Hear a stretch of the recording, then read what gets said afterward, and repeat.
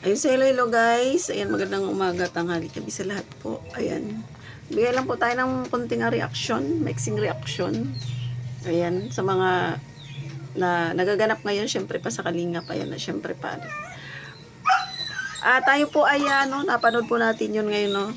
Yung mga pinapakita ni mga ibang mga vloggers dyan na, ayun.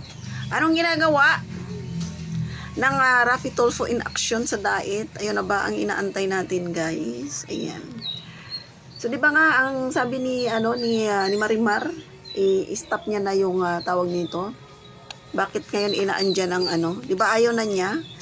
Bakit ngayon inaandyan ang bakit nandiyan ang Raffy Tulfo in action sa diet, guys? Di ba pa? Di ba sinabi niya na ayaw niya na? So, sino kaya ang pinuntahan ng Raffy Tulfo in action sa diet? So, ayan guys, abangan po natin, no?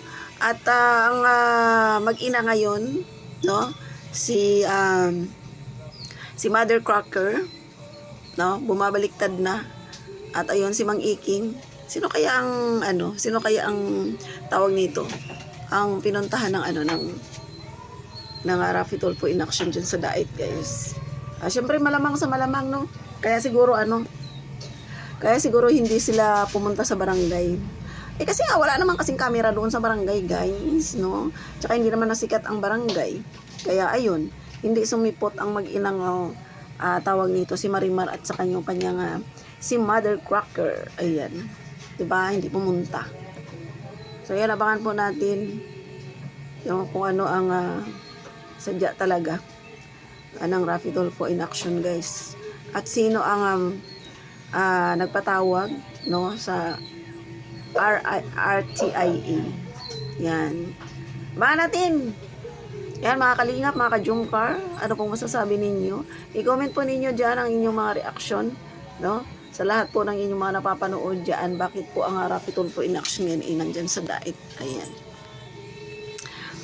Meron pa tayo napanood. Ayan, si Mang Iking. Ayan, galit na galit kaya tawag nito kay Starax TV. Oo, Lods. Oo, napanood mo ba? Ayan, napanood mo ba ang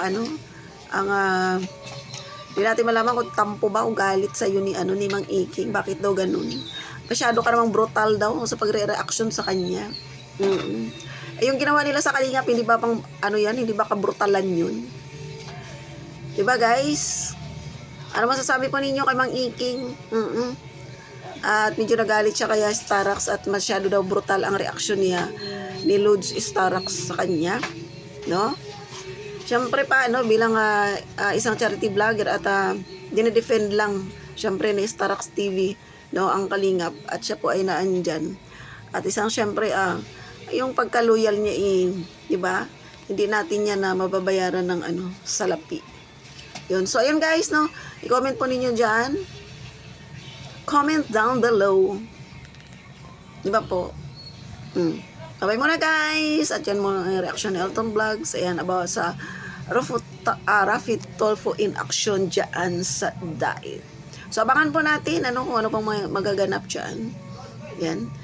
Tingnan natin kasi syempre pa ang tanong sino po ang nagpapunta dyan kasi nga si Marimar, di ba ayaw niya na.